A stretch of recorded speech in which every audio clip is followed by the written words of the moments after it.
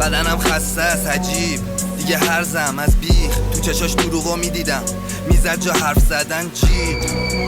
اصلا امیدم بمون یه درصدم نی جلومون بنبسته تموم تشو بستن راهم زیاده خطرناک باریکه قلبم خاموش شده هوا تاریکه من که نداشتم اصلا با کاری که انقدر دوست داشتم کردم پابلیکش هنو قفلم تو ساعت غرق بوی تنت منو رامم کرد آخه همو دوست داشتیم خب یادم هست شاید بهتره ازم که جا من هستش من اینجا کشیدی زامنمو تو دشمنم بودی یا عاشقم گفتم کم نمیشه هیچ وقت فاصلمون خواستی عوض چی کلهم واسه من حالم خوب نی اصلا انگار کورن همه گفتم نقطه ضعفم نباش من همه رو من تنهایی سه صبح تو اتاقم تو بدن تو پتو رو بدنش نمیخوام برسم آخر سخته نگرانم نی باورش تلخ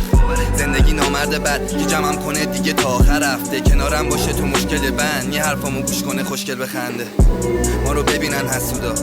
هرچی فوشه بدن من یه کثافتم با حماقت که زد به زندگیش باز کثافت یه روز با تمام وجود عاشقت بود الان رد داده کلهم بگاره فکر کنم آخرامه بده نجاتم من گم شدم نمیاد صدامم شدم تنها نمیاد به چشم کسی بیا سری دختر بده نجاتم یه روز خاکم میکنن سجاد نی دیگه تو درداش میمیره دیگه نیستم بیام دستاتو بگیرم دستام تو خاکن دستات چی میشه زندگیمو انگار خمپاره زد شاید ببینمت توی دنیای بعدی هنو عکسامون تو کشام مرتب ولی تو همه رو مچاله کردی